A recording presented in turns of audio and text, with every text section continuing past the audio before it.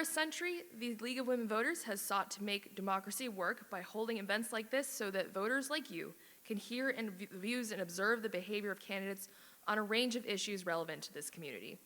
This is why we ensure all candidates agree to the debate procedures. Further, by being here tonight, you, as the audience, have also agreed, as noted on the large posters, one over there, and there was one outside. The League has used procedures like these for over 60 years to ensure fair process and encourage civil discourse. I will now read the rules out loud. This will take about 3 minutes, so please bear with me. First, the moderator will be a member of the League from outside of the district. I live in New York City. Second, candidates' opening statements will be determined by drawing lots before in-person events. The same order will be for opening and closing statements. So in this case, Ms. DeSena will speak first and Mr. Kamen will speak last. Each candidate will be allowed 3 minutes for an opening statement.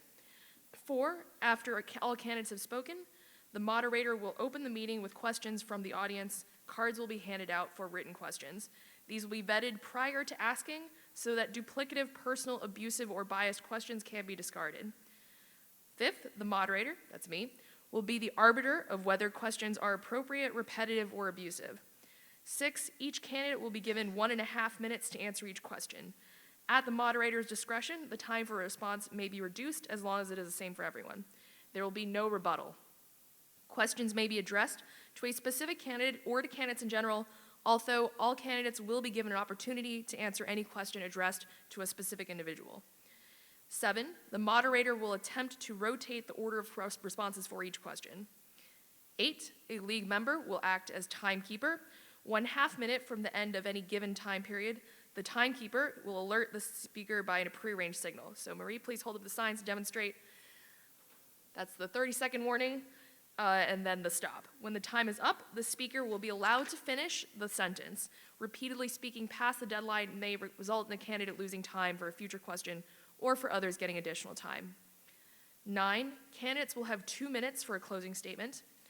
10, since the purpose of the meeting is to determine the candidate's views, no substitute speaker will be allowed to appear should a candidate be unable to attend in person. No written or recorded statement may be provided in lieu of active participation by a candidate. Using props, charts, or visuals, or displaying campaign literature is also prohibited. Finally, in accordance with League policy, the League owns the content of its forums. Audio or video recording by authorized members of the media will be permitted only if agreed upon by all candidates present. The League maintains the right to record the forum and publish it on LWV-controlled electronic sites. No other recording will be allowed. No partial transcript or recording may be published without written permission from the League. So as moderator, I will be the arbiter of all decisions during the debate, and the League believes that the responsibility for maintaining good government procedures rests on you, the voters. So we have a few expectations for you as well. First, be sure that your cell phones are turned off or silenced, and please do not block the doors, which are back there, or the camera, which is right there. Second, your purpose, see, there we go, no phones. Second, your purpose is to hear from candidates, so let's focus on oh wow, a lot of phones. No more phones. Let's focus on their voices, not yours. Third, please remain seated and silent during the Q&A unless you are writing or submitting question cards, which again, there's a table there. League members will also be coming up and down the aisles in case with note cards in case you need it. As moderator, I will stop the debate if the audience interrupts. Interruptions reduce the time for candidates to speak, and we are here to listen to them. 4, to repeat, League policy permits only authorized recordings of these forums. Taking clips or segments is not authorized. North Shore TV is broadcasting this forum, and the League will post it as well on our LWV of PWM YouTube channel long before the election. Lastly, any audience member who violates the agreed procedures for the forum or who disrupts the forum by ignoring these audience expectations after being warned may be asked to leave. So, now we will hear from the candidates vying to be your town supervisor for the next 2 years, Jen DeSena and John Kamen. When the candidates arrived, they drew straws for speaking order. Ms. DeSena will be going first for opening remarks as well as for closing. Mr. Kamen will be going second for opening remarks as well as closing. So I will ask the audience to applaud briefly after each opening statement and then hold all applause and other responses until after the closing statements. So, Ms. DeSena, please begin. Okay, thank you. Oh, I have to speak into this. There we go. Yep. Okay. Good evening, ladies and gentlemen, and thank you for joining us tonight at this meet and greet Thank you to the Port Washington Manhasset League of Women Voters for setting this event up and hosting us here tonight. I'm proud to be a member of the league as well. I'm your town supervisor, Jen DeSena, and I'm eager to engage in a thoughtful discussion about the future of our amazing town. In these challenging times, leadership is not just about making promises, but about delivering results. Throughout my tenure as town supervisor, I've been committed to working tirelessly for the betterment of North Hempstead. I've collaborated with local stakeholders, listened to the concerns of our residents, and taken action to create positive change. In my first term in office, I provided some much-needed taxpayer relief by delivering 2 budgets in a row that contained significant tax cuts and delivered on my pledge to recommit the town to investing in our infrastructure, while also reducing the town's reliance on borrowing and debt. And over the course of my first term, I've advanced a number of long-stalled projects that will significantly improve the quality of life of our residents while boosting our downtowns. I've brought honesty, integrity, and transparency to a town that was no stranger to corruption and mismanagement before I took office. For that reason, I successfully installed 4 members into defined and staggered terms on the town's Board of Ethics, restoring independence and autonomy from any potential outside influence. On top of this, to bring additional sunlight to government operations, I directed the town's Government Access TV channel to begin rebroadcasting town board meetings daily, something that had never been done before. I also took the unprecedented step to call for an independent audit of the town's building department by the Nassau County Controller to help expose the problems that flourished under my opponent's watch and continued to plague the town for nearly 20 years. Over a year later, this audit is still ongoing, and I look forward to the final report. It's my pleasure to join you all tonight, and I look forward to this opportunity to discuss our differences, share my vision, and hear your concerns. Together, we can ensure that North Hempstead remains a place where families thrive, businesses prosper, and our community remains strong. Thank you. Thank you.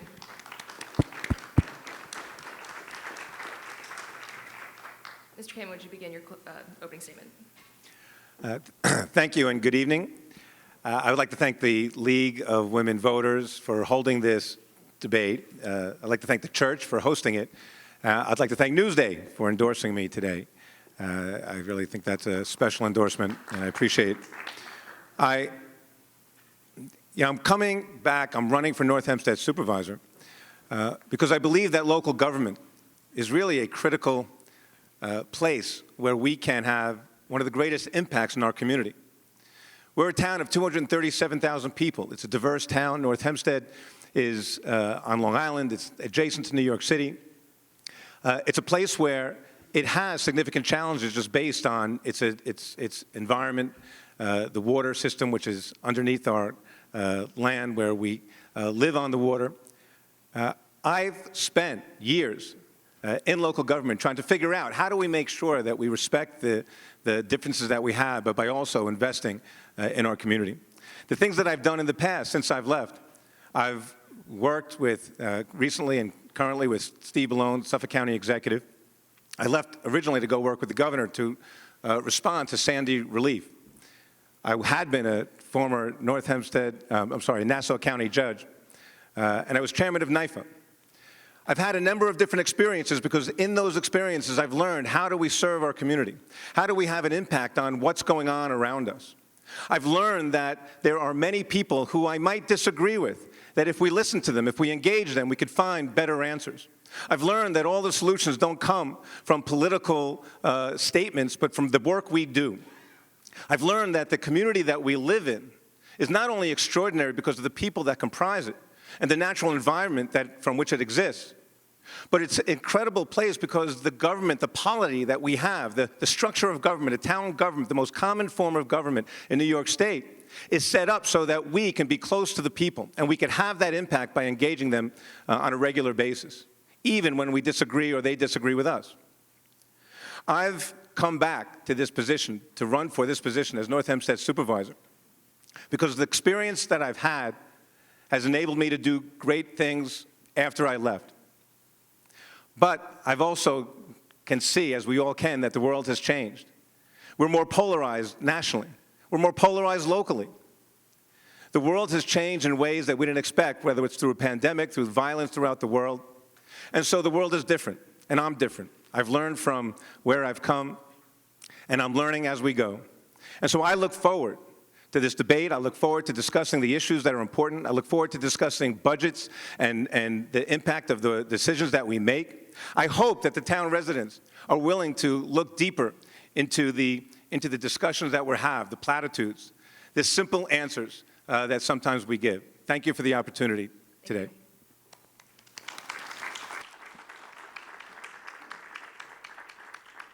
We will now begin with the audience's questions, of which there are many tonight. Please hold all of your applause until the end of the forum. We have assembled to hear from candidates, not from fellow citizens. So the first question goes to Mr. Kamen. In your opinion, and in light of state policies and programs, what are the top 3 critical issues facing this town? What plans would you put into place to address or mitigate those issues, and why, and how would you pay for it? Mr. Kamen. 3 critical positions. First, it's budgeting. The town finance is always critical, and we need to budget honestly. We need to make sure that we're accounting for the money that we spend. I'm concerned that I don't think that's happening certainly in the current budget that's been presented. I think that the people have a right to know how their money is spent, and I believe that we need to structure our budgets so that the integrity of the budget can be seen by all. I'm concerned when we defund the government or that we take monies away, that's going to affect us in the long term, hurt our bond rating, wipe out services that are critical to us, whether it's senior services, public safety. All these things matter to us, and I think that the way we budget really does matter, and I think that we're on the verge of failing that in that area. Infrastructure is critical. Infrastructure is the roads, the buildings, the waterways, the things that we invest in so that we can make sure that we can be safe in how we travel, that we can use the monies that we have in capital spending wisely. And so I think that's just how we spend critical infrastructure money, and we should be getting money from the state and from the federal government. Third is the environment. You know, we're in a time when climate is challenging all of us. How do we make decisions that impact us in a way that allows us to protect our planet and still fund our government, fund our community, and do it in a rational, meaningful way? So I think those 3 issues are important. We need to fund them through honest funding. We get state and federal grants. I've gotten $10, $15 million a year through the grants, and I will continue to do that to fund the programs that I believe in. Mr. Senate. 3 positions? Yes. Okay. I believe in taxpayer relief. I believe that the people should be allowed to keep their money.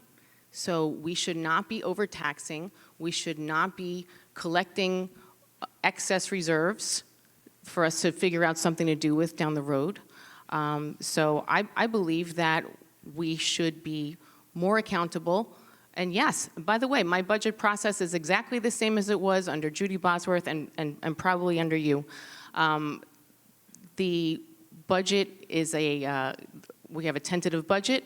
There will be amendments from board members, and then we will vote on a preliminary budget. The idea that the budget I proposed will wipe out services is just completely false. And we had a workshop where our commissioners came and spoke about it and answered questions from my colleagues on the board. 13 of the 18 departments actually saw an increase in their budget, and the ones that had decreases were because of retirements or change in personnel where the successor made less money. We actually increased the budget for parks. Project independence has been completely maintained. So these are false statements. And our highway supervisor came to the workshop and said he got everything he needed. He didn't ask for anything more. So these are false statements that you're making. I've done absolutely nothing to hurt the town. There's been no cut in services. Thank you. This is a question directed to Supervisor DeSena, but both of you can answer. Ms. DeSena first. The budget you submitted for 2024 creates a multi-million-dollar funding hole that will require steep cuts in services on the future. What services are you planning to cut? So I already answered that question. How about that? No, this is a statement that people have been making. I didn't cut any services at all. And anybody who came to the budget workshop would hear that. There was nothing cut. Now, when somebody asks, for instance, we had a department, the Commissioner of Public Services asked for more staff, and we asked why. And then he listed the number of service requests. It actually had decreased last year. So for us to ask the taxpayers to take on the responsibility of additional salary when we had seen a decrease in requests for code enforcement, that didn't seem justifiable to me. And when I said, how many code enforcement staff did you have last year? Same amount, same amount. Well, when was it changed? 2011. That was under your administration when the number of code enforcement officers was cut. So I have done nothing to cut that. I have not cut any services. There is no hole in the budget. Thank you. Mr. Kamen. So the town budget there's two budgets. There's the general fund and the town outside the village fund. The general fund budget is increased by about $2.5 million under the current budget. But the revenue that's coming in is short by $6 million. It's short by $6 million because there's $3.5 million shortage in covering the costs of this budget. Usually that's why governments are forced to either raise taxes or hold the line on taxes. The challenge is to reduce expenditure. If you want to cut taxes, you have to reduce expenditure. You don't just increase expenditure and then cut taxes by using reserves. By using reserves, you create, in this case, a $6 million hole in the general fund budget. Well, next year, that's going to go to $8 million. There's no revenue to bring that in. Once you run out of your reserves, you're creating a hole. So inevitably, the government's going to have to cut personnel or services or more in order to cover those holes. So for this year, we can see that you can make an argument that you're going to be covered. But for next year, the year after that, and in the future, and unless someone is going to be raising taxes by 10, 20, 30, 40%, you're not going to cover these services. So inevitably, there's no way to have a budget like this that looks beyond this year, which is all that the supervisor's done. She looks at this year, this election. This budget is about this election exclusively. The question is, for the taxpayer, what about the future? The future is going to have a $6 million hole in one budget. The town outside the village is going to have a $5 million hole. That's $11 million that's not covered next year. And what about the year after that, and the year after that, and the year after that? Thank you. To continue in this vein, can you please clarify whether John Kamen raised taxes 44% during his 10-year tenure as town supervisor, as DeSena states, or barely raised them at all, as Kamen states? Mr. Kamen. Yes. Yes, I can. And the answer is no, we did not raise taxes 44%. We can go through each year. So each year the town board has to vote on a series of budgets, but the two main budgets, as I've said, are the general fund budget and the town outside the village budget. And so we went through each year recently. We published this, by the way. We put it in all the local newspapers in an ad, and we published it in the newspaper. The first 2 years, there was a zero increase. There was no increase in the town in town taxes. I believe the third year we had a $7.50 increase. And what happens is when you're creating a budget, it fluctuates up and down. The fourth year, it went down a few dollars. The fifth year, it went up, I think, $15. Then it would stay the same. It came down again. Ultimately, out of the 9 years that I voted on a budget, 4 of them had an increase of $6, $7.50. One was $15, and one was, I believe, $15. Total of $40-something dollars. And so they've taken a number of dollars, put a percentage sign after it, and decided to create this myth that taxes have gone up. Now, I was elected 5 times. People lived here. They saw the budgets. Newsday wrote about it. They do an analysis of the budget every year. So people would have noticed if that significant increase was happening. What does happen, by the way, is that the county changes its taxing levy, the way it structures taxes, and every once in a while that would have an impact on budgets. So an individual tax might go up or down. We could even look to the ticket that my opponent is running on, and they have a history of raising taxes far beyond anything that she could accuse me of. Ms. DeSena. Again, you go to political party, always. But the amount you raise taxes is all sourced. It was $20 million total, and you do the math, it comes out to 44%. The story that you say you wrote, the source that you say you put out, was put in a fake newspaper called North Hempstead Times. So, and I believe that you asked Steve Blank to please research it and write a story in his newspaper. I haven't seen that. I've only seen this fake story in something that is intentionally misleading to look like news. And it's called the North Hempstead Times. So that's where you explain it. My numbers are all sourced. Thank you. We're going to move on to housing and zoning. How do you ensure that the Board of Zoning Appeals is protecting the policies and zoning code established to protect the town's health and welfare? Ms. DeSena. The Board of Zoning Appeals is independent from the town board. So if we were to change something, if we were to change the zoning, that would be something the town board would have to vote on. We would go to the town attorney to help us. We would ask for assistance from the planning department as well, probably the building commissioner. So if we wanted to make a change, we would have to do that. As far as ensuring they're complying, if somebody felt that they weren't complying, then they would raise that, and they would raise that to the town board. Mr. Kamen. Yeah, by the way, it's impossible for me to raise taxes $20 million on $60 million budgets.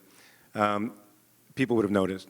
And it's all sourced by Newsday, by the way, not my tabloid.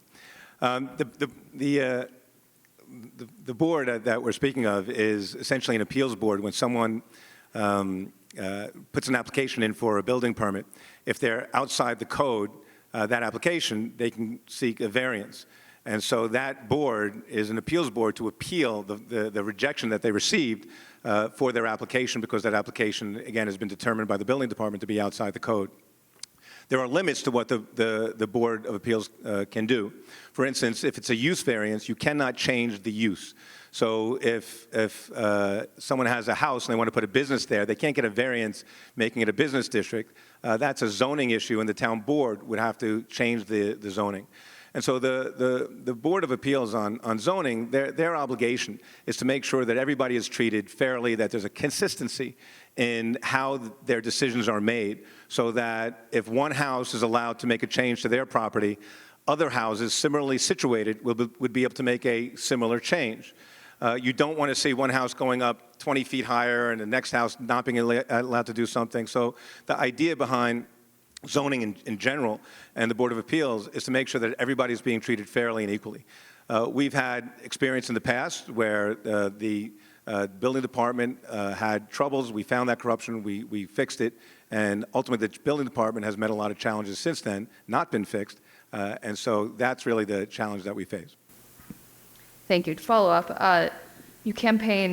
there's been campaign talk about the building department to eliminate the delays in issuing permits to both residents and businesses, particularly new businesses. Do you have a plan to improve the building department so that those businesses can open more quickly? And how would you identify and discipline inspectors who violate the town rules or ask for kickbacks? Mr. Kamen. So the building department is, of course, the department that receives all applications for any change in somebody's home or property. Years ago, I put in a new system called 311 TownStat. That system was a computer system that ultimately changed the way we documented all input into the town. That system, upon being installed, ultimately led us to finding things in the building department that were ultimately found to be illegal. We turned over the entire information that we received to the district attorney's office. They prosecuted and found some bad guys. We then had to fix the building department. It took several years to go through the investigation. What I would do now is, because the building department does and is capable of making sure that it does it properly because of the systems that we put in, and it's been doing so ever since, it has been delayed in its ability to issue permits. And that delay causes costs to go up for homeowners or businesses that are trying to open up a business. Excuse me. I would add plans examiners. I would add certainly one, possibly two. I would add building inspectors. I would make sure that we use e-permitting and other technologies. I would take responsibility, unlike my opponent. My opponent got into office 2 years ago, and the first thing, and everything she says, even in her opening, is that she asked the county controller's office to please bail her out on this and do an investigation. It's been 2 years. Nothing's happened. When I'm in office, I take responsibility. We find out what the problem is. You go to the stakeholders. I would go to the architects and the engineers and the civic leaders and the community and find out what are the problems that you're facing. The challenges that we have, too, is when we have someone who has a problem on one, and my time is up, but I'd be more than happy to continue that discussion on the building department when I can. Appreciate it, Ms. DeSena. So, on the one hand, my opponent says that he fixed the problems in the building department, and on the other hand, he says, why didn't I fix the problems in the building department yet? So clearly there are problems. Everybody still talks about them. Not a day goes by that I don't hear some complaint. Why does it take so long? I don't feel like I'm getting fair treatment. You know, can I intervene? Now, I think that's the problem, is that for 15 years, the town board has not addressed the building department, has not made them accountable. They benefit by being able to exert control, either to make something happen or not make something happen. So, no, it's very hard to fix it in 2 years, especially when the town board doesn't want to help. So we need to make the building department accountable. It's funny because the 311 system actually can be a wall so that people can't reach the building department. In other towns, an architect or a builder can call the building department and speak to the inspector or speak to the examiner. In our town, they can't. They get stuck in 311. So we need to make the personnel more accountable. It's something I've been trying to do. I have held some people accountable in the building department, and I'm going to continue to try and do more. Thank you. To Ms. DeSena, what will you do about housing for people who live in Spinning Hill and can't get apartments? The affordable housing in our town has 10+ year waiting lists. Do you think this is urgent? I think that the waiting list is too long. This town does not have adequate affordable housing. I do think that other towns have done better in the past. The town needs to have a variety of housing stock. I propose to update our master plan. It hasn't been done in 30 years. And when we do that, we will do it with community input. We will look for the places that are appropriate for building multifamily apartments. That means there have to be sewers available. We have to look at parking. We have to look at schools, electricity, drinking water. All these things have to be studied before you can say this area is appropriate for multifamily housing. So I believe we need to update the master plan and identify places where we can have more affordable housing because, yes, the waiting list is too long. Mr. Kamen. So my opponent put out a mailer criticizing me for saying that communities should have multifamily housing, which is generally apartments or could be garden apartments, could be anything that's other than single-family housing. The housing challenge is real. To start off a campaign, and by the way, the supervisor is the incumbent, and so she's talking as if this is what she might do if she were elected. The challenge when you're responsible is to go out and one, educate the community, engage the community, find out where their opportunities exist so that the community can elevate their housing stock in a way that makes sense. Could be around transit-oriented development, which is train stations. It could be in areas that are formerly industrial or business. There are options, but it is always a challenge. And so housing in our community is difficult because in many ways we're built out. And so the way our roadways are built, whether we could provide services such as water and garbage, sanitation pickup, and all the other things that go into determining whether or not you can increase density. Density is the determination of how many people you can put on a piece of property. And so this is a real challenge. It's something that I've done and navigated when I was supervisor. It's something I will continue to do. People certainly need more housing. If there's more housing, costs would go down. but it is a challenge in a community that's usually, or that is built out, such as North Hempstead. So I'm going to give both of you a little bit more time to talk about this particular issue by reading this question. A recent campaign ad by Supervisor DeSena claims that John Kamen wants to ram through, quote, Bronx-style multifamily housing. Mr. Kamen, is this true? Ms. DeSena, what evidence do you have for this claim, and why did you use the term Bronx-style? Mr. Kamen. Yeah, well, we can imagine what they meant by that, and well, I'm curious to hear the answer as well. It's not true because there's nothing, the Bronx is its own community. They have their own ability to decide their housing, and the people there are capable of making their decisions, and we tip our hat to them to figure out how they want to govern themselves. North Hempstead does not have levels of public transportation and the ability to generate housing on the scale that can be done in the boroughs in New York City. And so, no, we can never build the size and scope of housing in a place like North Hempstead. We can build additional housing. There can be multifamily housing, but it has to be done in a way that's consistent with the quality and character of the communities in which we want to build. And that information is really the environmental impact. Environmental impact is not just air and water. It's egress, ingress. It's the traffic. It's the impact on schools. It's all the things that go into making a decision as to how we construct something in our community. And so, I believe that that piece was meant to do exactly what they hoped it would do, is to try to turn people against me and scare people. My opponent is running as a party of grievance and fear, and this is the thing they do. There's 30, 40 mailings similar in nature, so this is their style, this is who they are. Ms. DeSena.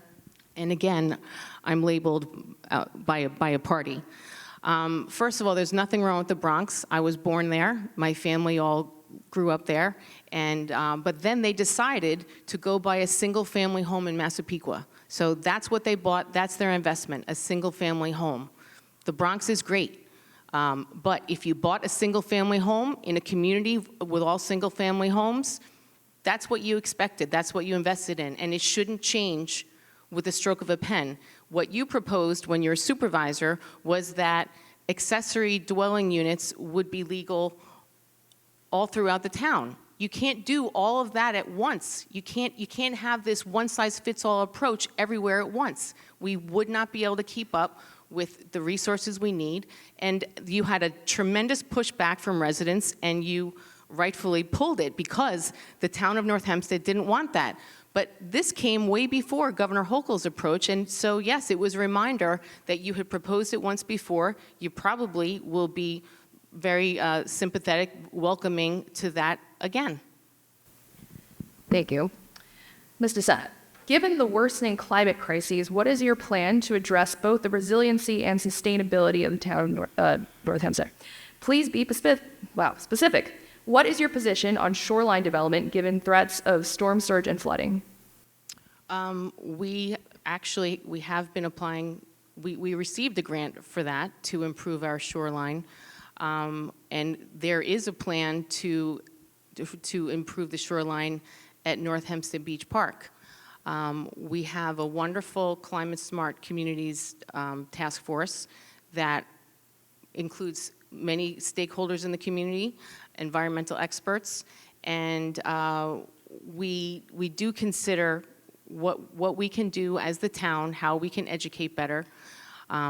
We did advocate for we asked for a large grant from the federal government to try and build better when we redo the Port Washington dock to make that more resilient, with greens. Unfortunately, we didn't get that one, but my team has applied for many grants to try and, those are expensive items, those resiliency, to redo North Hempstead Beach Park, it's expensive. So that $1 million, I don't believe it has been used yet, and I believe it does require a match. So the town of North Hempstead, I believe, is on the forefront of this. We do have a shoreline to protect. We have seen flooding. So we will continue to do whatever we can to try and get the funds to make our coast safe.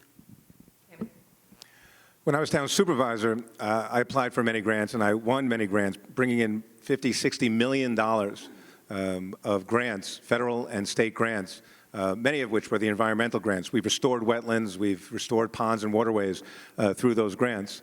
The key to getting those grants, the way you win those grants is by understanding how this all works, and that is you need to be able to invest your own local monies into it as well. You need to provide the match, and that match is significant. So if you offer the match, but if you defund your government and you have no money to give a match, then you're not going to be able to get these awards. So the reason why we kept the taxes stable and didn't raise them very high, but they didn't go very low, we didn't cut it all out one year to win an election, and the reason why you need to have that money is so that when you are applying for a grant, when you're trying to deal with the crisis that you're facing, a climate is an ongoing crisis, you can put in $1 million and get $10 million. And so we took the money that we had and we made it $10 million, $20 million, $30 million more by being able to invest wisely, by understanding how government works. Climate action requires that we understand that most of the greenhouse gases, the carbon footprint that we create in our town comes from transportation and it comes from buildings. And so what I would do and continue to do is change our building codes, which I've done when I was there, but now there's new technologies to keep more of the greenhouse gases in the buildings and to make sure that we are reducing the amount that are leaching out. I would invest in the time to make sure that we restore that. I would also make sure that we go to electric vehicles and reduce the greenhouse gases coming from transportation. Thank you. If elected, what criteria would you use? Would you ever consider giving away town park land through the Park Alienation Act? If so, what process would you use, and how would you work with residents to initiate a state environmental quality review act process? Mr. Kamen. So no, I would not de-alienate parkland. Parkland is precious. We don't have enough of it, and so we should preserve everything we have. I actually acquired new parks. My opponent was critical of me for that, but we partnered with Nassau County to acquire a number of parks so that we can make sure they were preserved and invest in them. So we built ball fields on them, and we restored some of the natural environment in those parks. We've maintained them as open space. And the goal for a town such as ours is to maintain open space. So that to use parks for building future development is not the answer, and I would not support it. I would not plan on giving away parkland. It would be something we should almost never do, but obviously we would consider it, consider every situation as it comes up. But you mentioned that, you mentioned that you did all this work, but why is North Hempstead Beach Park still not done? Nothing has been done.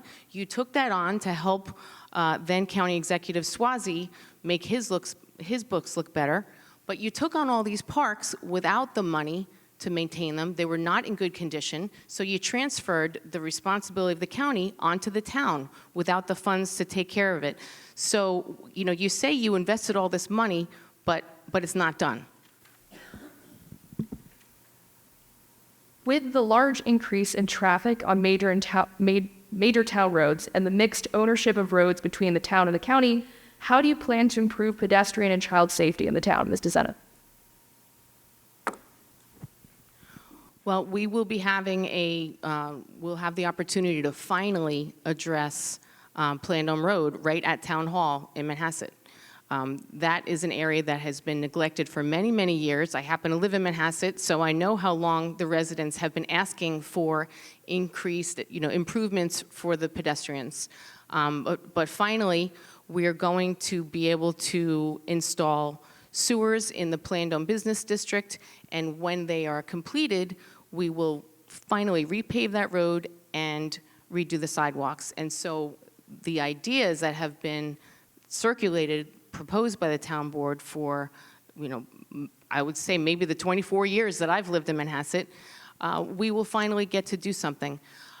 We have to prioritize our pedestrians in our downtowns. Restaurants and small businesses are the backbone of our town.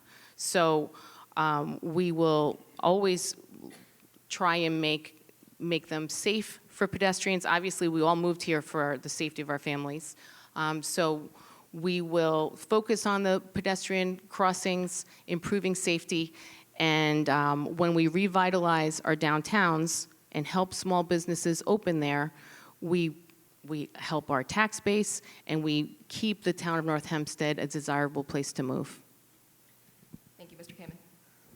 Yeah, when she's going to get around to doing that, I guess we'll see. But you might remember that when I was town supervisor, and I've not been there for 10 years, and so 10 years ago and 20 years ago, when I was there will be some impact on the time in between. The way you keep people safe is by making sure that we apply our codes and our laws. I actually did a visioning in Manhasset. We had the whole community come out. You might have been active in civics at that time, but that was about 12 or 14 years ago, and we ended up rechanging the whole Plandome Road corridor. And we did it with all the input of not just engineers and planners, but with the community leaders, the Civic Association, the Chamber of Commerce. And we made changes to make it safer. We narrowed the road. We added crosswalks. We put in special places to park so that you can actually widen the sidewalks in certain areas. It doesn't mean, and we actually put a right-hand turn lane in one area so that we can get traffic away and didn't hold people up. And so we've been doing it, and that comes down to planning and communicating with your community and doing and getting results. I would also keep people safe by getting families to know that they go into the parks. And when I was in charge, we invested in our parks. We fixed our parks. We put ball fields. You look at any single park that I took over or I maintained, 20, 30 parks, every single one of them had improvements, including North Hempstead Beach Park. We put 2 fields in there. We redid the walkways. We actually acquired half the park from the county, and we've invested in numerous ways. We brought in rowing. We brought in others, and the parks were spectacular. We were one of the top 100 places to live in America, and our parks were recognized for being so. Mr. Kamen, what is the status of sewers on Plandome Road and in the Bayview and Shore Haven areas? Weren't they supposed to be paid for from COVID funds and grants? In general, in terms of the town's quality of life, do you support increasing sewer lines given our water issues? Yes, I do support putting sewers in. Sewers are actually environmentally friendly. It's better to have sewers than septic, especially when you're a waterfront community. So sewers are a good idea. I actually looked into sewers when I was town supervisor, and there were challenges in getting there, and I do believe that this is a project that should go forward. I would include the school district. I'm surprised that the school's not included. They spend a fortune in septic, and the school district and the residents would actually benefit. Right now, the proposal is to put the sewer line down Plandome Road and to use ARPA monies, federal dollars, to give each business owner, who may or may not be a resident of the town, $30,000 or whatever it costs for them to make that connection. Not a bad incentive to make sure everyone participates, but that's not necessarily helping the larger community. I would make sure that if we're going to invest in sewers, that some of that money that we're giving away actually helps the residents by connecting the school district. Residents' taxes would actually be affected in a positive way because the school would have to spend less money. Ms. DeSena. The school does not want to connect because they already did. Things took so long, nothing was happening. They already did invest in a huge septic system. So if and when that needs replacing, I don't know, 30 years, they can hook up to the sewer. They just have chosen not to do it now. They could not wait any longer. We are actually even starting to talk to the Great Neck Water Pollution Control District about the residents.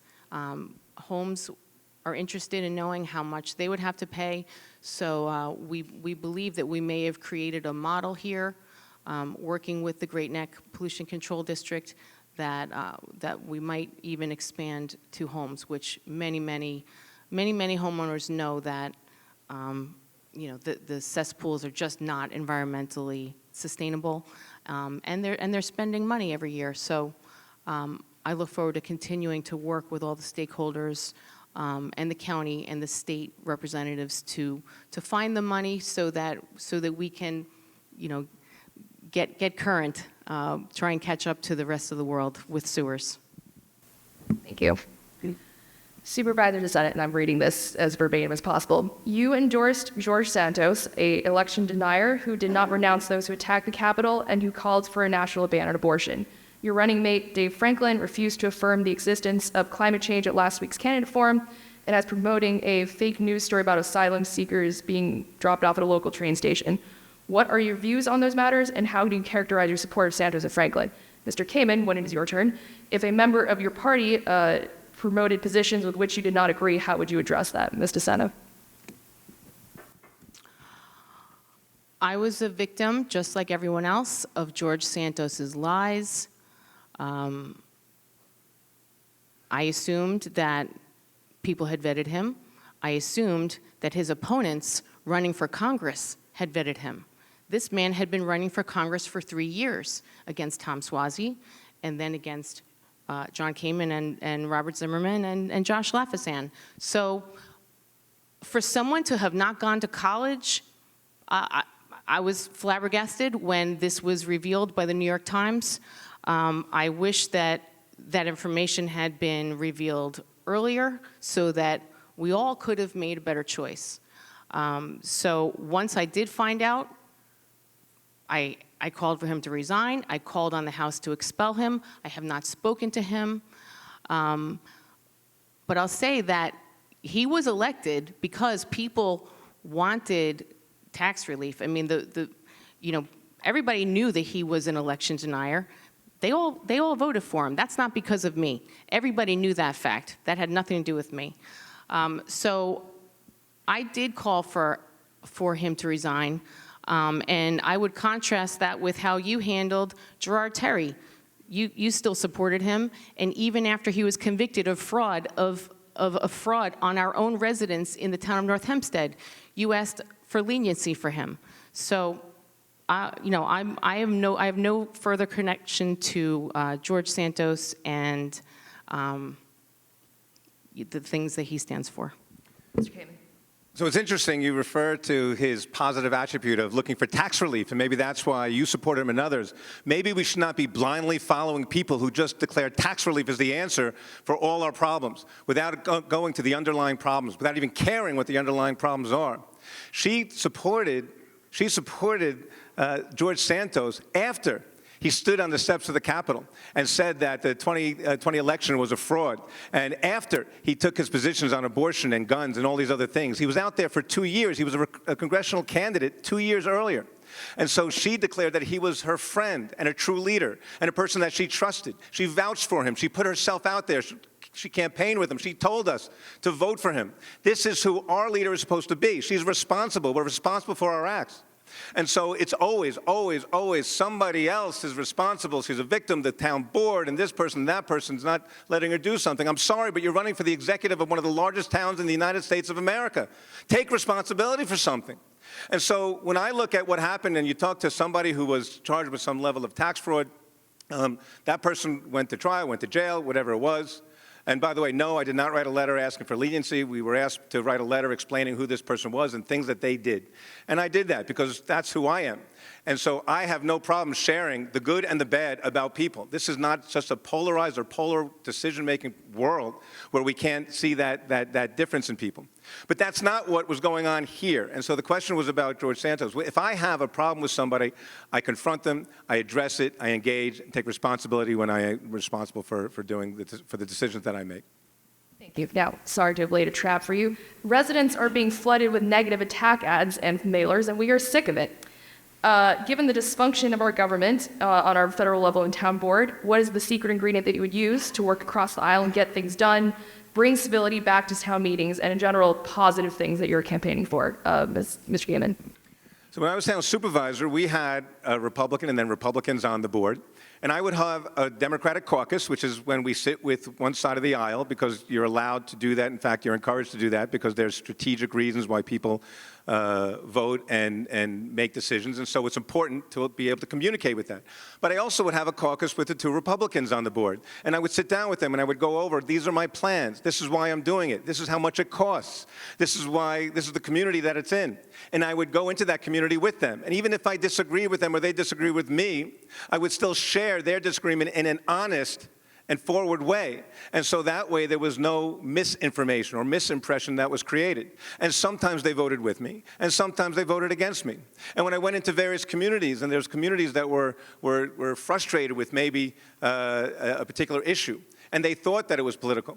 because I might be on the Democratic side and my opponent or whoever it was years ago was against me and was on another party, we would get into the issues and talk about the substance of what we're trying to put forward. Because at the end of the day, when you're talking about local government, when you're talking about building roads and putting in a stop sign or getting garbage picked up, it's not Republican or Democrat. But when you run for office, we run under a party banner. And so when you start adopting national ideas, defunding a government, because the idea is that if we take all the money out of government, there'll be less things to do. That is a policy that stops from the top down, and that's what I oppose. So you're defending this political caucus. Why? Why do we have to have a political caucus in town hall? Why do we have to have strategy? Why would you have to speak with different council members differently based on what party they're with? What strategy is there? I think the public just wants us to spend their money carefully. We're talking about paving roads and improving parks and pools and trying to make our building department work better. Why do we have to have strategy? Democratic or Republican strategy. There's something now called the New York State Open Meetings Law, and it says that a board, you can't meet unless unless it's open to the public. Now, the Democrats on the board, there are 4 of them, that's a quorum. Why do they have to meet separately? So I have been saying, why don't we notice our meetings? Why aren't they open to the public as the New York State Open Meetings Law requires? Well, I hear there's an exception for political caucus. Why? And is it a political caucus when you have required all the commissioners and department heads to come and attend, and then you ask them questions and you're talking about government business? This is a political caucus? And then I'm expected to have my own private meeting with the 2 Republicans. Now we double the amount of time that our commissioners are spending asking questions. Why would we do that when we can just have one meeting open to the public and we can ask our commissioners questions and we don't talk politics? Thank you. Right, no clapping, please. Thank you. Hold your applause. We're going to talk about cats. This is the only town on Long Island with no cat shelter. Cats are multiplying out of control in the streets. What are each of you going to do to alleviate the horrible suffering of these defenseless creatures, Ms. DeSena?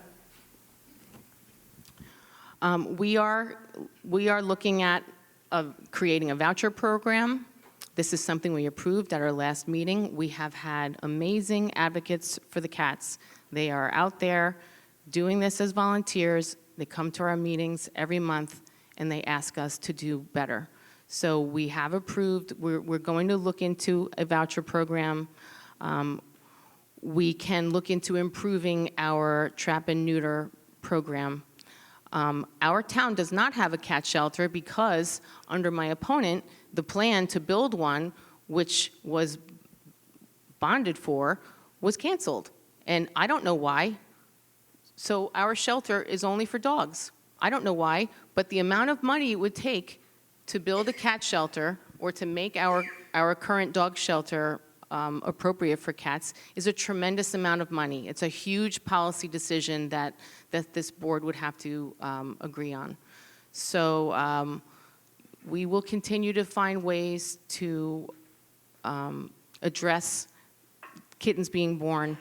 And, in the meantime, I thank these advocates for all they do as volunteers and for continuing to ask us to do better. And they have asked their state leaders as well.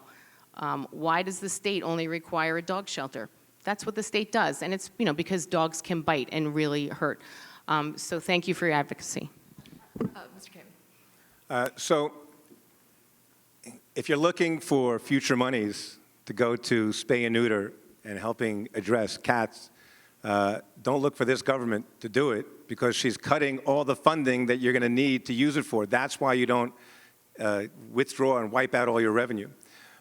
You spend your money wisely, as we did. We actually built the addition to the animal shelter. And so I'm sorry that you don't know what happened or why. But the reality was we built the addition to the animal shelter. We did not convert it to a cat shelter because under New York Agriculture and Markets Law, when you bring in an animal, you are not allowed to let that animal leave unless it's adopted. And so you have to either adopt it, hold it, or euthanize it. And many of the cat shelters around Long Island and around the country tend to euthanize a significant number of cats, and we did not want to do that. And so we spent literally $1 million or more on growing a program for spay and neuter. We hired private companies to come in, and we had vans. We hired actually a company to go out and trap and spay and neuter. And so that is really, I believe, the primary answer.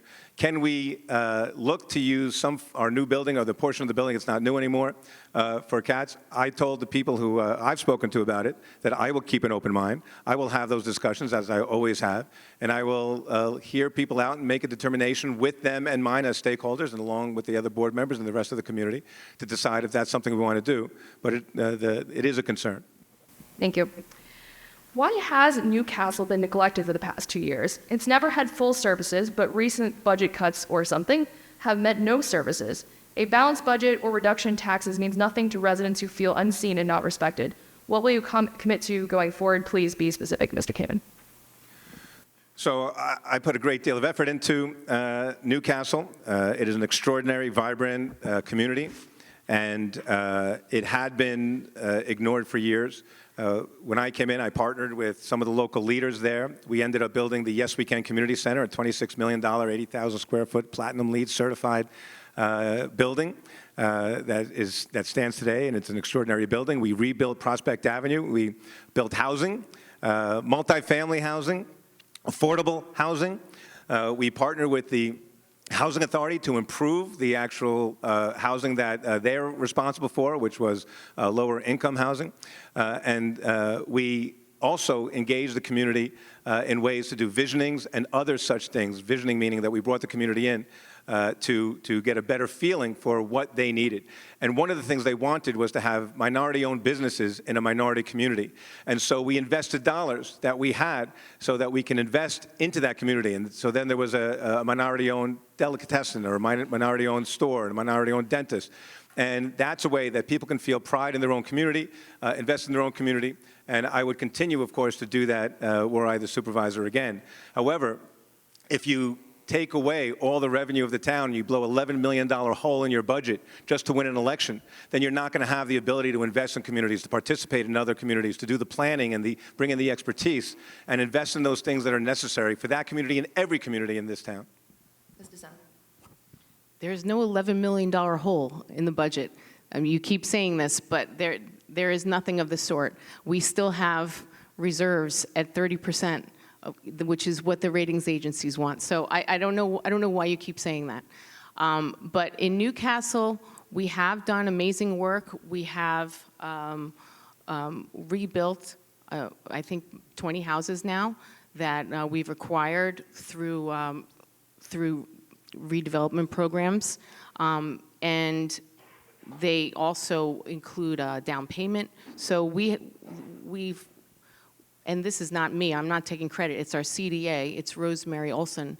They do incredible work with grants, and they're able to rebuild these houses so a family can move in and use the wonderful Westbury School District and the wonderful Yes We Can Center, which has programs for kids, right through, right till the end of the night, they can be there. So I'm always looking to work with the stakeholders and hear what more we can do. And we have a very good grant writing team who has been really successful in bringing money to Newcastle for renovations. So I'll continue to support them. And I'm going to have 2 questions left, probably. Do you agree or disagree with the current Nassau County Supervisor who opposes evaluating or changing the current reassessment values and highly profitable reassessment appeals process? Is there a better way? And if so, what is it? Mr. Senna. I guess you mean the county executive.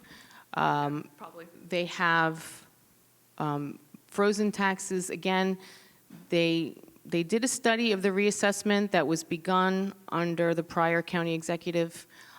They found that there were so many mistakes in the reassessment that it had not been ready.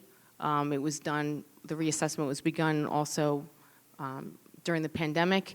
And so now we're in like a 5-year phase-in, except they have frozen the rolls. So it's very difficult because with the rolls frozen, the people who feel that they're paying too much are also stuck.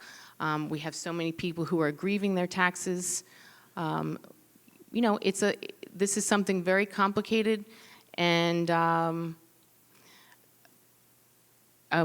not going to say that I know better than the reassessor as to how we get there, but we'll continue to work with the county and make sure that we advocate on behalf of our residents. Mr. Kamen. So the assessment process has been a disaster for decades, and the industry, the attorneys that win, have dedicated tens of millions of dollars, donated tens of millions of dollars to the Republican Party.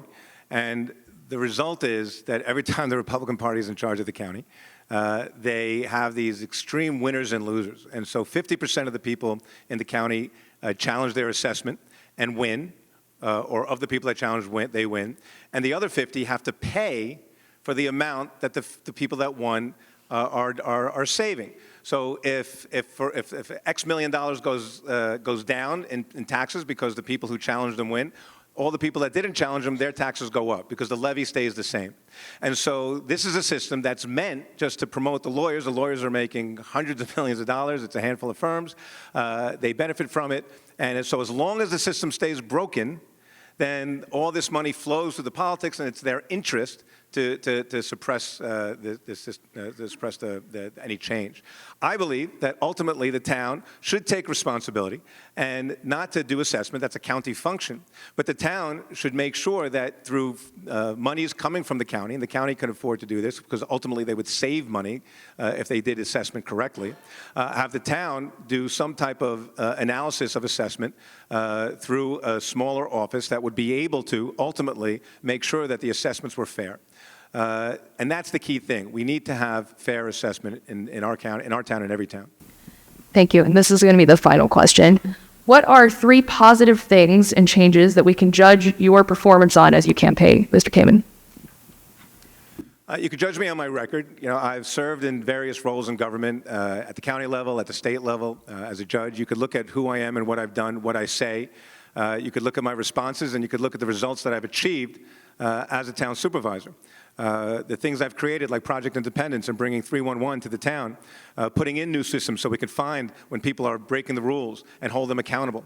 The things that I have done have been very public. I do it in a way that brings in all the stakeholders. It's not just about showing up to the event and then figuring out who else can be responsible. It's about showing up to places, including the people who are impacted in the discussion, finding the experts, investing resources so that we get correct answers, so that we use science and expertise and people who are committed to getting results. That's what I've always done. And so I would simply say, look at my record and look at who I am as an official and the success that I've had, and I think people will see that my words ring true.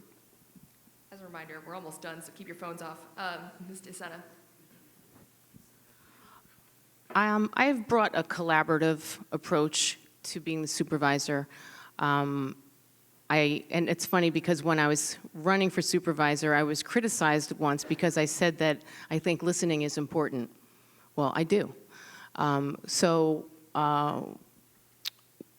of the things I've created is a substance misuse task force because there's a lot that's hurting our families, killing our children, and it's different than zoning, and zoning is something that's very important to our town, and protecting our zoning and making sure that our investments remain what they were when we bought our home in North Hempstead.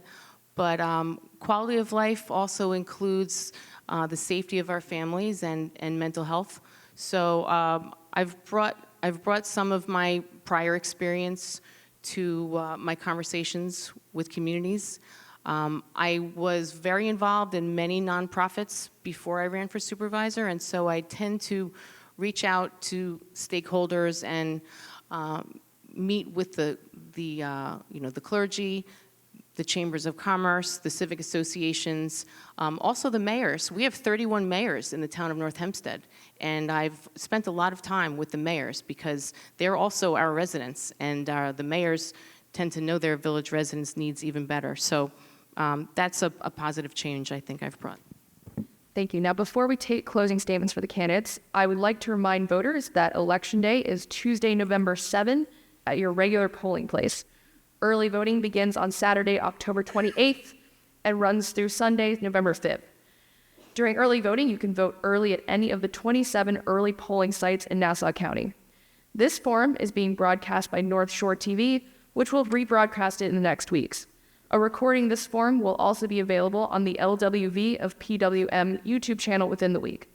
So before we go on to closing statements, let's please offer applause to both candidates for their willingness to answer your questions together on the same stage. Ms. DeSeta, you're first. Okay. Thank you, ladies and gentlemen. Tonight, we've had the chance to discuss the future of North Hempstead. And I want to thank you all for your engagement and attention to local issues, as these are often the issues that make the most difference on our lives.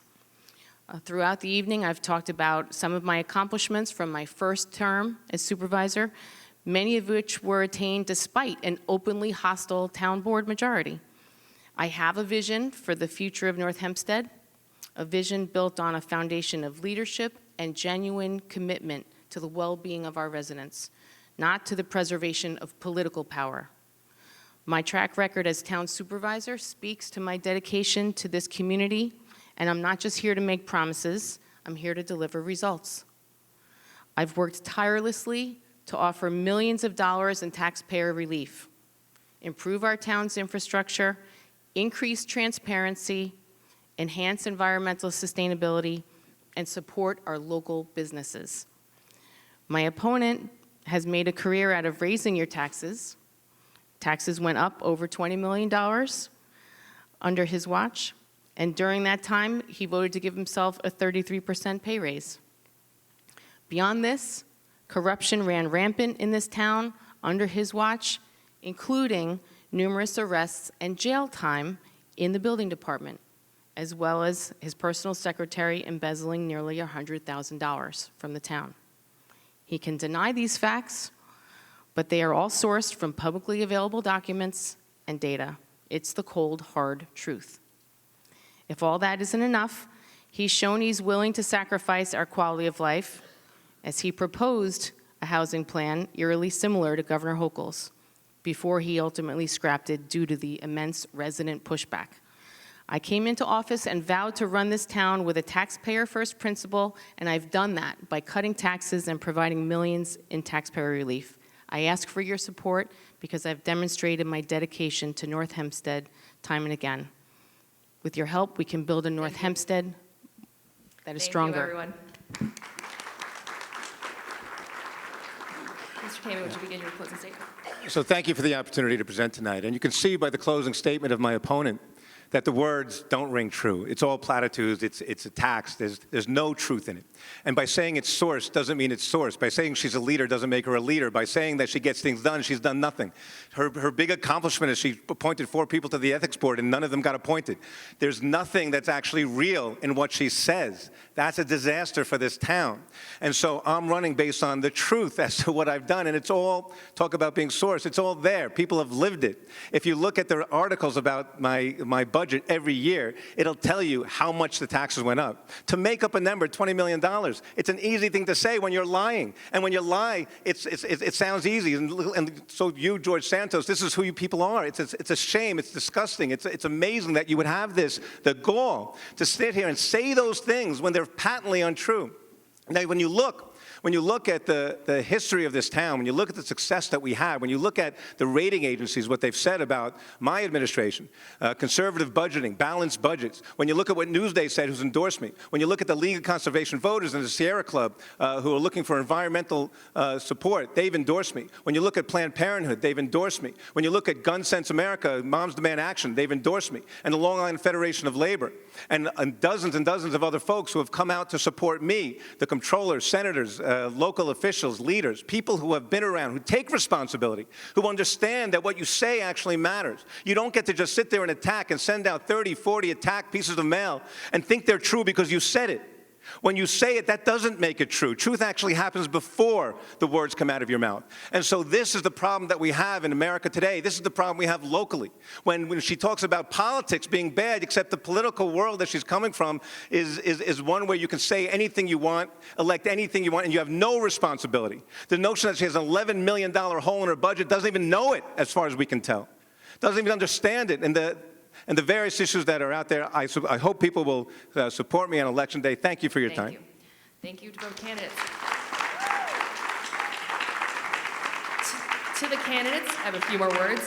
The League appreciates your willingness to answer questions from voters thoughtfully and candidly, and in sometimes civil discourse with your challenger.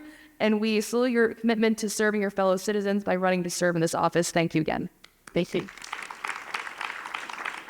I also want to thank the women's group of the Unitarian Universalist Congregation of Shelter Rock for co-sponsoring this forum, as well as North Shore TV for broadcasting it. And last thank you, I want to thank you also, everyone in the audience, for your thoughtful questions, for spending the evening educating yourselves about both candidates, and for your engagement with democracy. Voters like you keep our democracy thriving.